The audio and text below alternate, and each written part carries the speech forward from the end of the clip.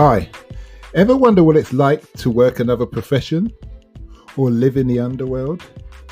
Listen to unsuspecting riders give a 10 to 15 minute personal masterclass as I spontaneously interview them as they enter my taxi. I'm your host, Simon Rushton, and this is Taxi Chronicles.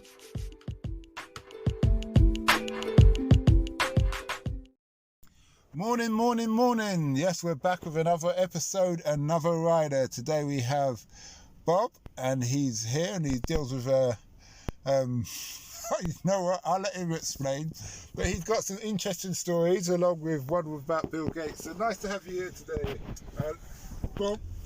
Hi there, how you doing? I'm okay. So, tell us what your role is.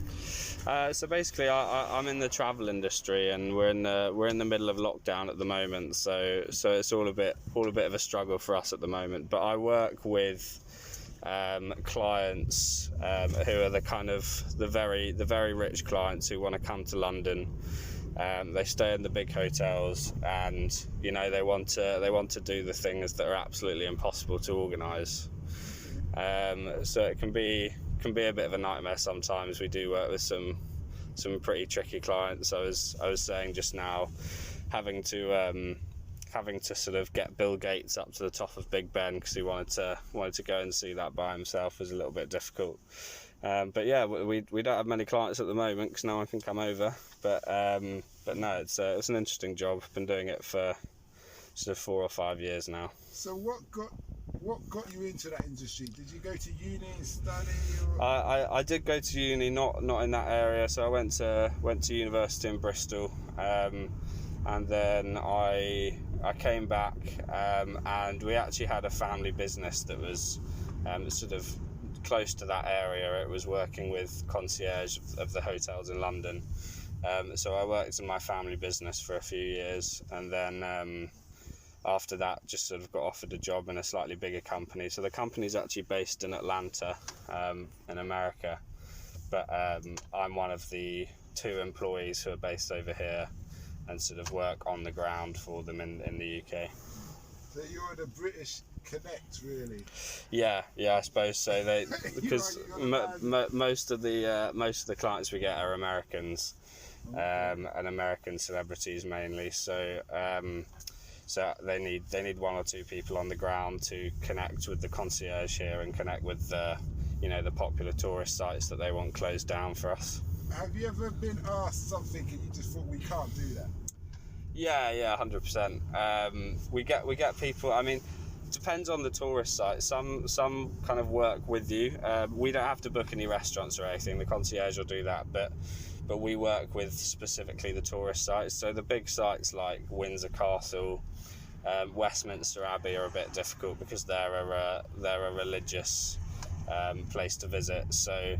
So people want the whole of Windsor Castle closed so they can visit, and really, yeah, and they just, the Royal Collection Trust, which is the group who organises the visits of Windsor Castle, just won't do that. They won't close down for a whole day just because one big name, no matter what the name is, wants to go and visit by themselves. But yeah, we've had, I don't know if you've watched Breaking Bad, but Aaron Paul, Jesse from Breaking Bad. Oh, the young guy. Yeah, the young one. He's a super religious guy. So he came across and he wanted. I mean, you'd think if he's religious, he'd kind of understand that things are kind of impossible. But he wanted Westminster Abbey sort of closed for him and a private tour with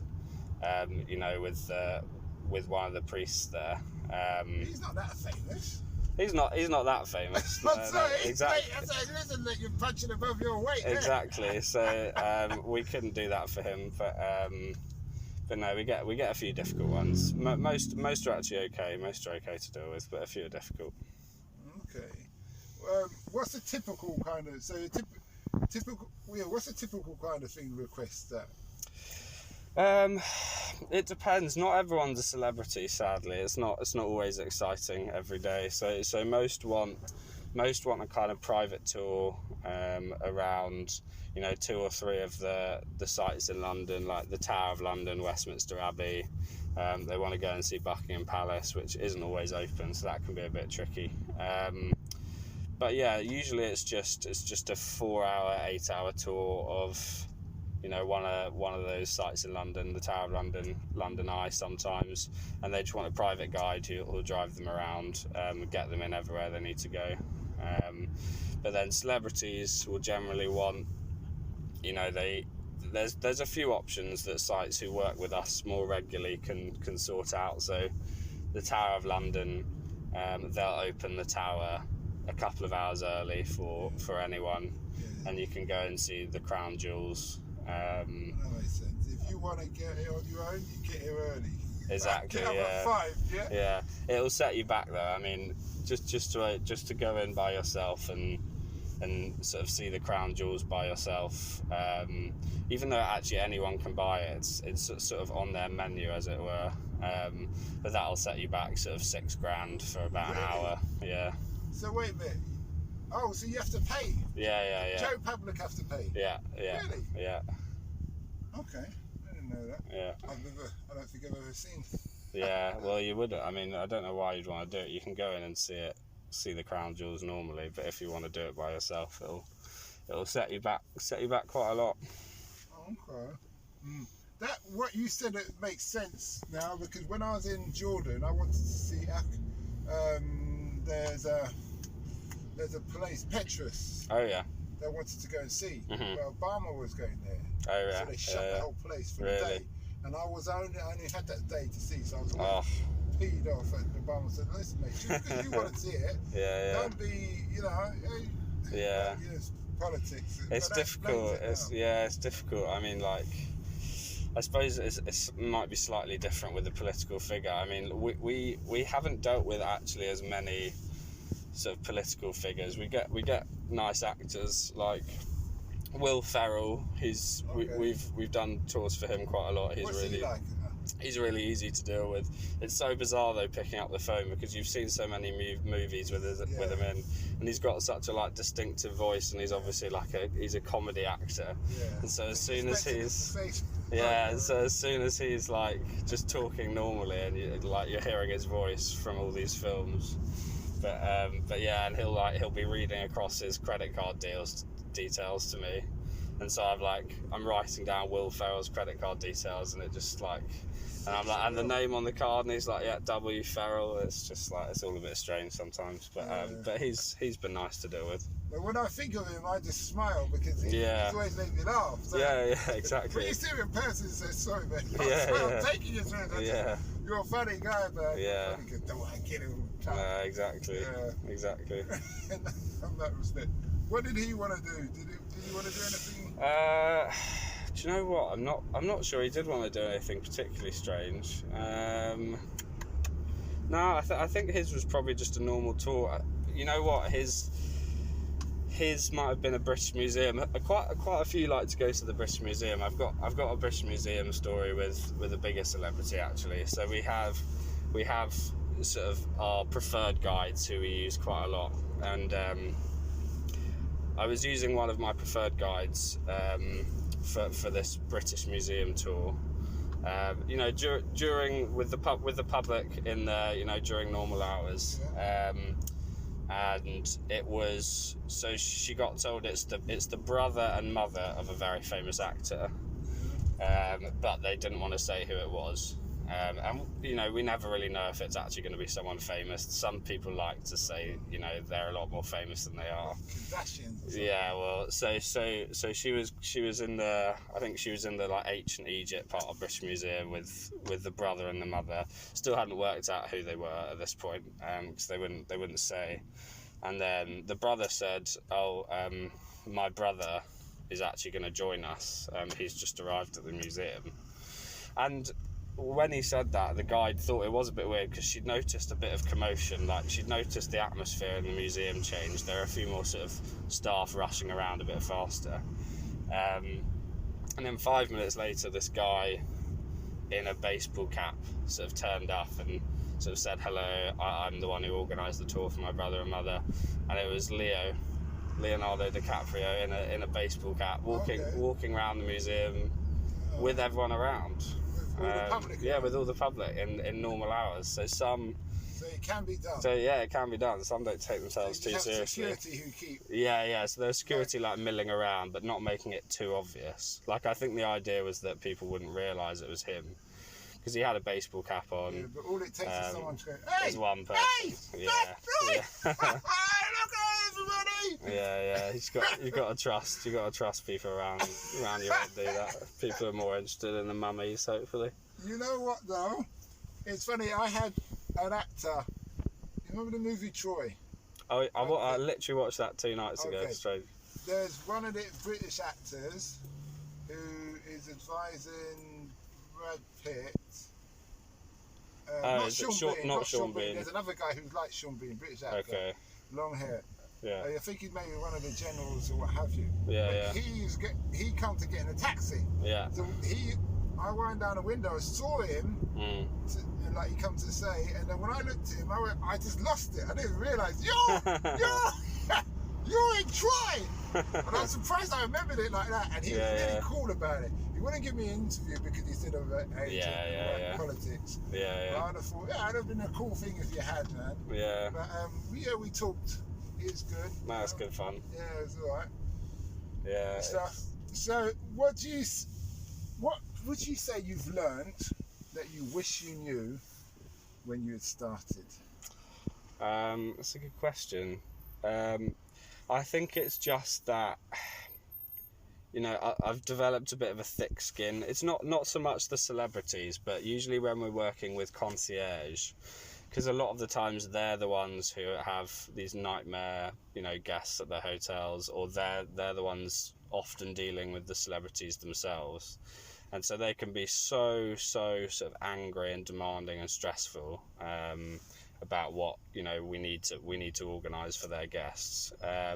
So it's probably just sort of learning to just like nod along, let their like shouting and their demanding nature just sort of bounce off you a bit more.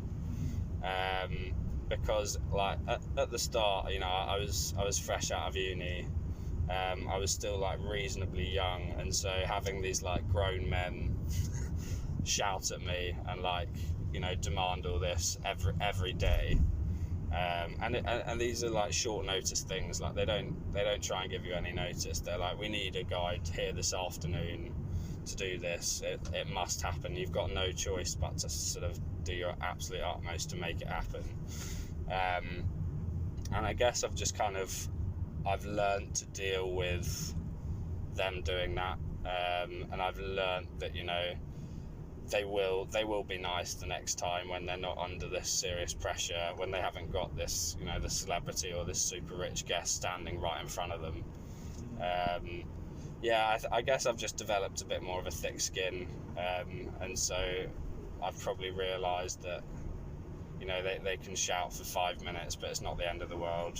It'll be over, and the world will go on. So basically, they don't want to. It's like they lose their head. Like the king would, they lose their head if they don't get something done. Yeah, exactly. So they're transferring the pressure onto you. Exactly. Yeah. So rather than take them on and say, mate, if you want it done, talk to me nicely. Yeah. It will happen. Exactly. I'll probably be like that. I'll probably take them on and say, yeah. If you talk to me nicely, I'll get things done. Yeah. Don't lose your plot. I understand you're under pressure. Let's just do this. We're a team, yeah? Yeah. Anytime we call. But I suppose it's like, those scenes where the concierge or the head kind of waiter when you go to a fancy restaurant it looks down on you. Yeah, I suppose that's slightly different though. Yeah, but it can be like that because they, especially like the head concierges at these big hotels. I mean, it's quite a big gig actually for them. Like they've usually been at the hotel, like that one hotel, for sort of 30-40 years. I mean, the head concierges, I know a few of them really well, there was one who used to be like head concierge at Four Seasons Park Lane in London, and he retired after like many years, and he had like regular guests who would come, and they rely on the concierge. Some people, when they go to these hotels, these fancy hotels, like for anything they need doing, like they need some new clothes or they need a booking at a restaurant, anything, they go to their head concierge to do that for them. And so this guy had this regular, he was a prince in somewhere in Saudi Arabia or somewhere, who used to come every year. And when this head concierge at the Four Seasons retired, the prince came and gave him a 30 grand Rolex, just to say like thank you for serving me all these years. So these guys like definitely have the like one-on-one relationship with these like crazy people who are crazy wealthy, crazy demanding.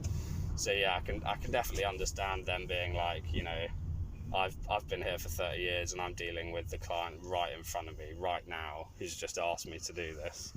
So yeah, I can understand them sort of looking down on me a little bit. I'm new to the industry, but yeah, they can be a bit much sometimes. The last question is, what's the impact you want to have on the world?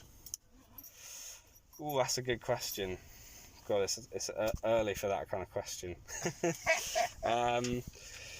I suppose I just, I'd want to leave it.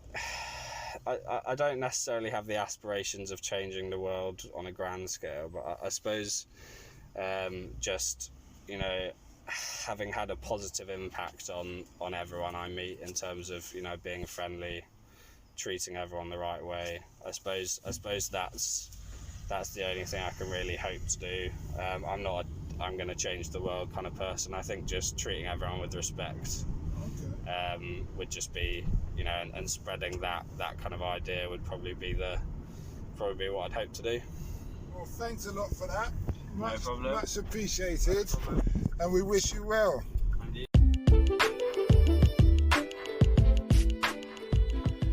We hope you liked that interview. Don't forget to like, share and subscribe to get the latest daily episode. Ever considered investing in the continent with the fastest growing economy and population on Earth? The same continent that holds 30% of the world's known natural resources? Then listen to our sister podcast, Africa Investor Stories, where you will hear real investors with real stories from around the world share their experience of investing in Africa. We post Monday and Thursday at 10 a.m.